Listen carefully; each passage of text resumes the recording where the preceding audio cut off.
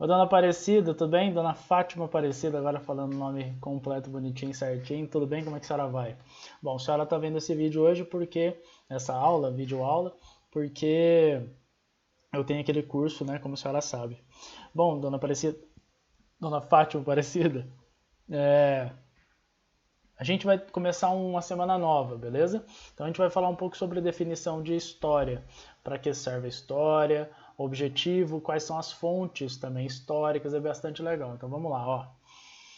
Análise do presente, né? Estudar história tem a ver com você, com a sua origem, língua, cultura, hábitos, costumes, prazeres, vontades, ou seja, tem a ver com o que você é e o que você poderá ser, né? Então, a análise do presente é interessante quando a gente analisa a história para a gente fundamentar a nossa estadia, nossa existência aqui na Terra, né? Então, estamos aqui porque aconteceu aquilo, né? Sempre é assim que a gente pensa a história. Então, a análise da história serve para isso, para corrigir erros, para tornar mais fácil algumas decisões. Então, veja só, já tomei uma decisão naquele momento que foi desse jeito, não foi boa, então a gente começa a avaliar nossas escolhas no presente e também as futuras, a partir sempre da nossa memória, a partir da memória social, da memória coletiva. Então a história serve para bastante coisa, mas principalmente para fundamentar a nossa existência aqui na Terra, né, no presente. Bom, então vou dar alguns exemplos, né? Por que falamos a língua que falamos, né? A gente sabe disso? Por quê? Né? Porque o Brasil é um país rico, mas ao mesmo tempo grande parte da população é pobre? São perguntas que dá para se responder analisando a história, né? Por que moramos no Brasil? Por que a gente veio para cá? Por que se a gente fosse descendente de índio, né? Eu acho que a senhora tinha me dito, então faz sentido a senhora estar aqui, é a habitação normal da senhora, mas como que as populações indígenas chegaram aqui? Através de que período, quanto tempo, por onde vieram, né? Porque eles saíram todos da África, então de onde vieram? Tem isso daí.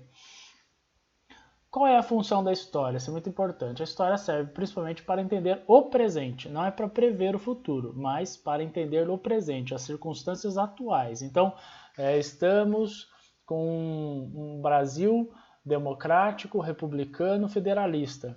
Mas como que chegou nisso, né?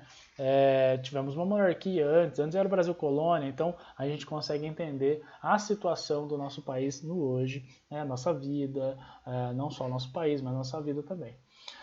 O estudo do passado serve para compreender a construção das sociedades, como é que elas se desenvolveram, né? Entender o desenvolvimento político, econômico e cultural, identificar erros e injustiças, por exemplo, escravidão, né? Foi um erro gigantesco.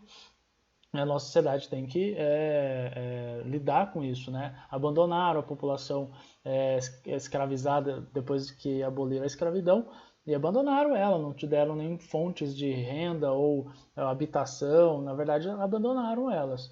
Então muitos caíram na marginalidade, né? Foram construir casas em lugares insalubres, sem esgoto, sem saneamento, e gerou um monte de problemas, doenças, epidemias, né? Preservar a memória, né, e a identidade pessoal e coletiva, isso é muito importante. Por exemplo, quem eu sou? Essa pergunta, quem eu sou, ela é respondida com mãe e pai. Só que quem são meus pais? De onde vieram meus pais? Por que eles falam a língua que falam? Né? A cultura que eles têm. Então vem também de outro passado. E aí remete a nossa identidade. Né? Sempre é bastante comovente e interessante pensar nisso.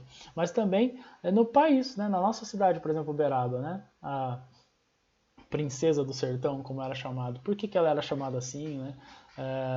Sertão da farinha podre também, como ela era chamada, bastante interessante. Dona Fátima Aparecida, daqui a pouco vai ter um latido muito alto, tá? Então a senhora já se prepara que a senhora vai escutar esse latido. Eu vou tentar evitar, mas eu acho que não vou conseguir, porque os meus cachorros vão latir uma hora que chegar alguém aqui em casa. Foi agora.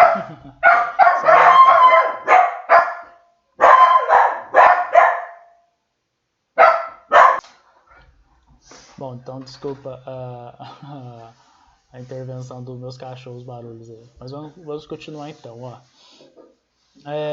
Mark Bloch, Apologia da História. Ele vai escrever um livro, o Mark Bloch, que chama Apologia à História, ou seja, uma um livro fazendo tipo por que história, né? Por que a gente tem que estudar a história, né? E aí ele vai falar que a história é uma narrativa dos acontecimentos. Então a gente tem que escrever, ou quando pesquisa história, analisa história, a gente não faz nada mais, nada menos do que narrar os acontecimentos, né? Só que esses acontecimentos, eles têm têm objetivos. A história tem objetivo, a análise da história tem objetivo, né? Então, lá, depois de Marc Bloch e dos Análises, que é uma revista francesa muito importante, a disciplina de História passou a ter o objetivo de analisar o tempo, método a partir do nosso tempo, devemos problematizar o passado. Então, por que o Brasil agiu de tal modo na pandemia, né? Então a gente problematiza o nosso tempo e busca a resposta no passado. Problematiza o tempo e busca a resposta no passado, tá bom? Então, olha aqui, ó, a pesquisa deve partir de um problema. Exemplo, qual é o papel do cientista na história? Né, ao longo dos tempos, ao longo das eras, o cientista tem uma função, um papel a cumprir. Qual? Né?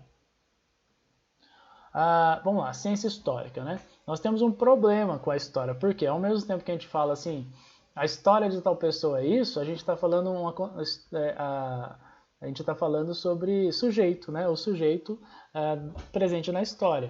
Mas quando a gente vai fazer estudo de história, a gente fala a mesma palavra. Então, pensar a ciência histórica, a gente tem que tomar bastante cuidado. A gente está falando do sujeito, né? Por exemplo, da senhora Fátima Aparecida, ou a gente está falando do estudo da história. As duas coisas se confundem, as duas coisas são ao mesmo tempo, são juntas, tá?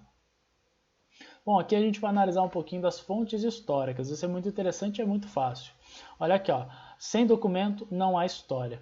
O historiador não consegue fazer uma análise histórica do passado sem nenhum tipo de fonte. Ele não pode ficar achando, eu acho que era desse jeito. Não.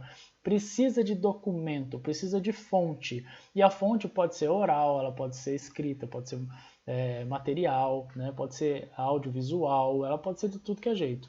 Aqui a senhora está vendo uma fortificação do século XVI, né? Que é anterior à cidade do Rio de Janeiro. E eles estavam fazendo a escavação para construir metrô e aí descobriram uma grande fortificação, onde tinha inclusive uma igreja. E aí a senhora pode perceber na imagem aqui do lado, onde minha cabeça está, um pouco acima da minha cabeça, que tem alguns esqueletos, onde as pessoas eram enterradas, né? Porque as igrejas antigamente tinha um cemitério, né? Até hoje acho que a da Medalha Milagrosa tem ainda um cemitério, né, das irmãs, padres de lá. Bom, vamos então às fontes históricas. Isso daqui é bastante importante, acho que é a cereja do bolo da nossa aula. Ó. O que o historiador estuda? Vestígios do homem no tempo. A senhora, por exemplo, ao longo da sua vida, a senhora deixou vários vestígios, matérias, história, memória, a senhora deixou várias coisas. E aí a gente pode pensar elas, estudar elas e escrever um livro sobre a história da Dona Fátima Aparecida. Isso é muito legal, viu, de fazer. Tipos de fonte. Quais fontes a gente usa para contar a história de alguém? Escritas, pode ser texto, livro, pode ser documento, carta. Visuais, pode ser imagem, né? Quadros. Objetos ou produção material de qualquer tipo, vaso, talher. Eu fiz uma cadeira, pode servir também. Porque a gente vai se inspirar. Quando a gente cria alguma coisa, a gente se inspira.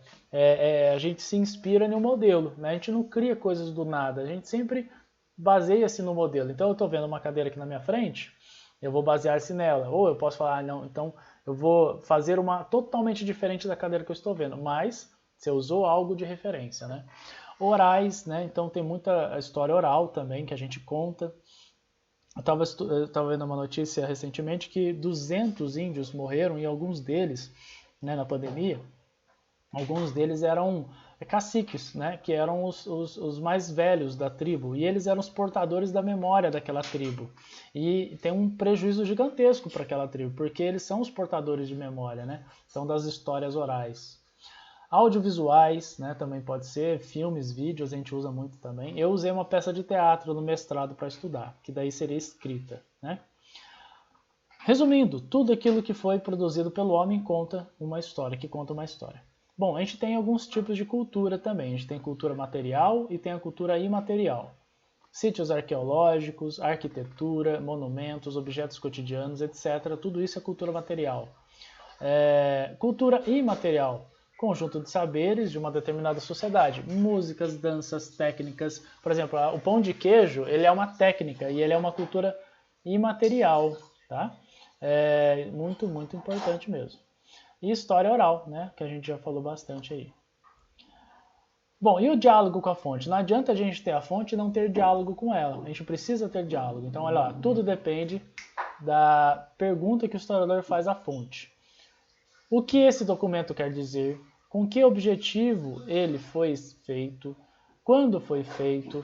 Que mensagem o autor quis transmitir? Quem é o autor? Então são algumas perguntas básicas que a gente faz à fonte.